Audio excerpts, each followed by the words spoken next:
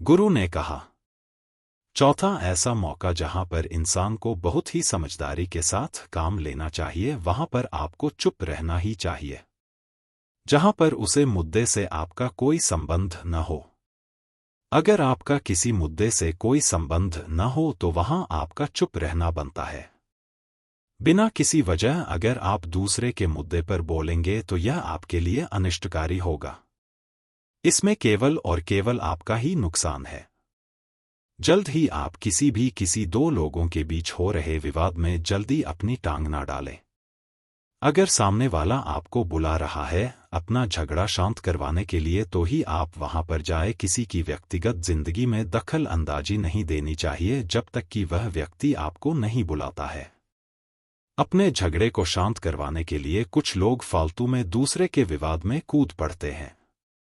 इससे उनके मान सम्मान मर्यादा पर लोग उंगली उठाने लगता है। गुरु कहते हैं कि 10 मौकों में 5वां ऐसा मौका जहां पर व्यक्ति को बहुत ही समझदारी के साथ चुप रहना चाहिए।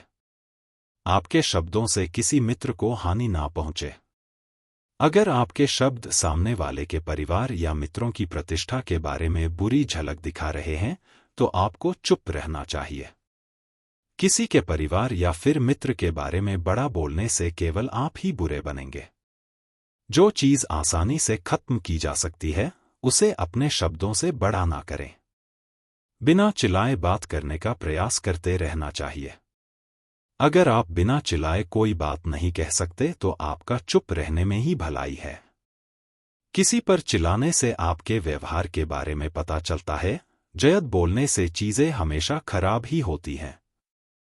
कई बार कुछ रिश्ते ज्यादा तेज बोलने की वजह से टूट जाते हैं। इसलिए अपनी आवाज में मीठापन लाना है। आपके शब्दों से आपके दोस्त को हानि नहीं पहुंचनी चाहिए। कभी कभी दोस्तों के जब हम मजाक हैं तो रहे कि आपके शब्दों से किसी का अनादर ना हो। मजाक को भी हमेशा शब्दों के मायने में ही रखें। जहां किसी को शब्दों से चोट लगे वहां चुप हो जाए। फालतू बोलने से हमेशा नुकसान ही होता है। किसी और की प्रतिष्ठा को अपने शब्दों के मध्य से उसे हानि नहीं पहुंचनी चाहिए। यदि आपके शब्दों से किसी और को ठेस पहुंच रही है तो वहां आपको चुप हो जाना चाहिए। जब कोई व्यक्ति आपके सामने नहीं है तो आप उसे व्यक्ति के बुरे में बुरे शब्द किसी तीसरी व्यक्ति के सामने ना बोले। गुरु कहते हैं। छठा मौका जहां पर व्यक्ति को चुप रहना चाहिए। जब कोई कर रहा हो किसी की बुराई। जब कोई आदमी आपके सामने किसी तीसरी आदमी की बुराई कर रहा हो तब तुम्हें चुप रहकर बस सुनना चाहिए। अपनी राय व्यक्त नहीं करना चाहिए क्योंकि जो आज आपके सामने किसी तीसरे की बुराई कर रहा है वह कल किसी और के सामने आपकी बुराई भी कर सकता है। यदि आपने कुछ कहा है तो नीति शास्त्र के अनुसार जो अपने मुंह को बंद रखना है और बुद्धि से काम करता है वही इंसान समझदार होता है। बिना जरूरत के बोलना, किसी के बारे में, किसी के बीच में बोलना यह गलत बात है। कभी कभी हमारे लिए बुद्धिमानी इसी में होती है कि हमें अपना मुंह ऐसी जगह पर नहीं खोलना चाहिए। गुरु कहते हैं। 7वां ऐसा मौका जहां पर व्यक्ति को चुप रहना चाहिए। जब कोई नहीं समझे आपकी भावना। यदि आपको लग रहा है कि कोई व्यक्ति आपकी भावना, दुख या परेशानी को शब्दों में नहीं समझ रहा है। यदि आपको लग रहा है कि सामने वाला व्यक्ति आपकी भावना या दुख को या आपकी जो परेशानी है उसको वह समझ नहीं पा रहा है या समझना का प्रयास ही नहीं कर रहा है या वह आपको ध्यान से सुन ही नहीं पा रहा है तो ऐसे व्यक्ति के सामने आप चुप ही रहे क्योंकि ऐसे लोगों को आपकी भावना या दुख से कोई मतलब नहीं होता है। ऐसे लोगों को अपना राज बताकर आप पछताएंगे ही बाद में। इसलिए हर किसी को अपने मन की बात नहीं बतानी चाहिए।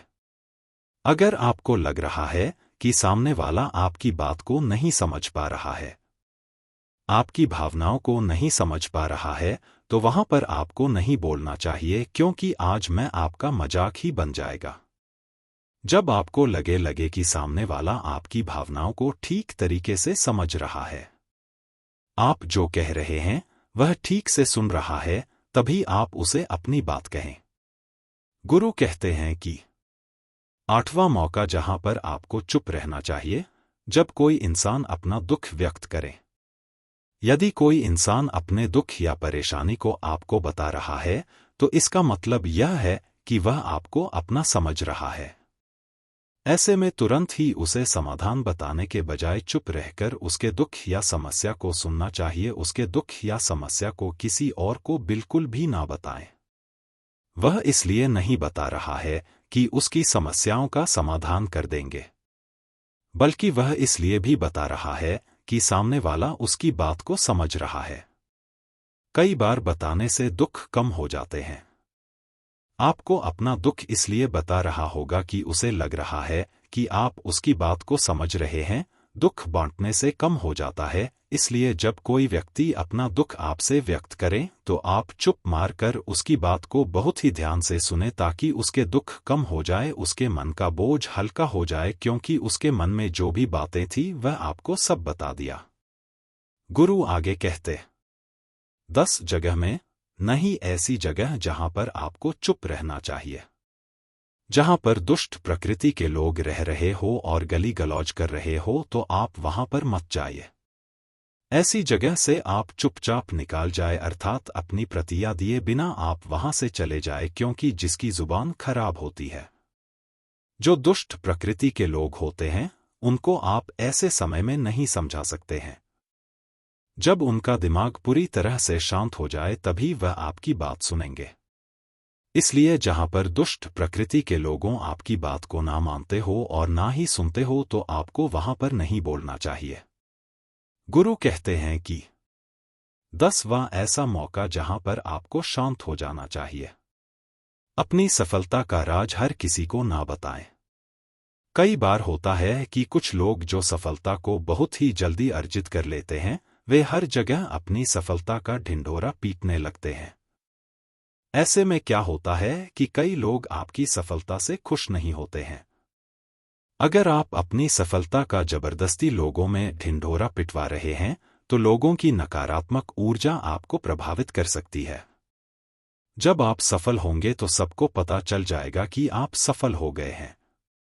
ढिंढोरा पीटने से नुकसान आपका ही होगा। इतना कहकर गुरु ने कहा, शिष्यों, आज बस इतना ही। अगर तुम सब मेरी इन 10 बातों को अपने जीवन में अपना लेते हो तो तुम सब काफी हद तक परेशानियों से बचे रहोगे। यहां से जाने के बाद मेरी यह बातें आपके जीवन किसी वरदान से कम साबित नहीं होगी। दोस्तों, मुझे उम्मीद है इस शॉर्ट्स ऑफ ल्यू से आपको बहुत कुछ सीखने को मिला होगा।